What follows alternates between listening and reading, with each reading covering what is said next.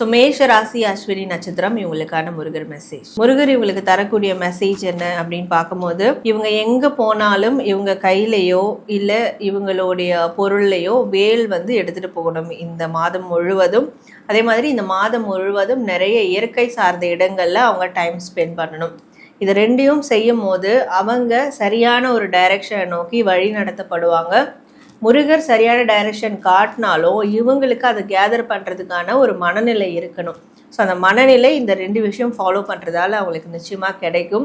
அதனால் சரியான ஒரு டைரக்ஷனும் கிடைக்கும், முருகரும் சரியாக வழி நடத்துவார். ஸோ எதை பற்றியும் பயப்படாமல் செய்யக்கூடிய காரியங்களில் அதே நம்பிக்கையோடு செய்யணும். தென் இந்த ஒரு வேல், ஸோ வேலை வந்து எங்கே போனாலும் அவங்க கையோடு எடுத்துகிட்டு போகிறது நல்லது. Okay ma'am. அடுத்ததாக பரணி நட்சத்திரத்துக்கான முருகன் சொல்கிற மெசேஜ் என்னவாங்க? ஸோ மேஷ ராசி பரணி நட்சத்திரம் இவங்களுக்கான முருகர் மெசேஜ். முருகர் இவங்களுக்கு தரக்கூடிய மெசேஜ் என்னன்னா, இந்த மாதம் வந்து எதை பற்றியும் கவலைப்படக்கூடாது. நடந்த இன்னல்கள், கெட்ட விஷயங்கள் இதெல்லாம் நினச்சி கூட பார்க்கக்கூடாது. அவங்களுடைய வாழ்க்கையில் இப்போ ஒரு நபர்னு எடுத்துக்கிட்டா கூட அந்த நபரோட இவங்களுக்கு நல்ல நினைவுகள் இருக்கும், சந்தோஷமான தருணங்கள் ஏற்பட்டிருக்கும். அதை மட்டும் நினச்சிக்கணும். இவங்களோட வாழ்க்கையில் என்ன மாதிரியான பிளெஸிங்ஸ் அவங்களுக்கு கிடைச்சிருக்கு, என்னென்ன நல்ல விஷயங்கள் நடந்திருக்கு, இதை நினச்சி சந்தோஷப்படணும். ஸோ அப்படி இதெல்லாம் நினைக்கும் போது அவங்களுக்குள்ள ஒரு புன்னகை உணர்வு, சந்தோஷ உணர்வு ஏற்படும். அப்போ சிரிச்ச முகத்தோடு இருப்பாங்க.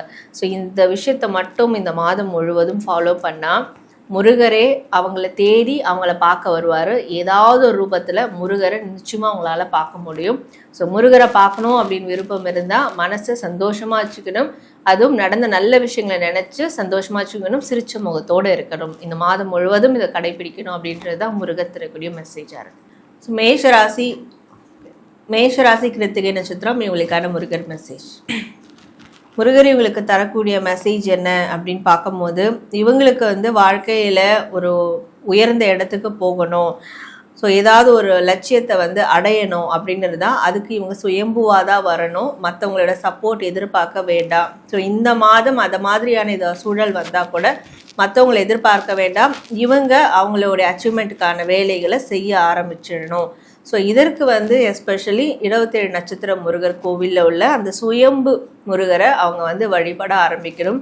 ஸோ முடிஞ்சால் தரிசனம் செய்தோ இல்லை வீட்டில் இருந்தபடியே அந்த முருகரை நினச்சி வழிபடும் போது இவங்களுக்கு என்ன மாதிரியான ஒரு வெற்றி வேணும்னாலும் அது கிடைக்கும். அண்ட் அச்சீவ்மெண்ட்டை அவங்களால அடைய முடியும். ஸோ அந்த முருகர் மாதிரியே இவங்களும் சுயம்புவாக ஜெயிச்சு முன்னேற முடியும் அப்படின்றது தான் முருகர் இவங்களுக்கு தரக்கூடிய ஒரு மெசேஜாக இருக்குது.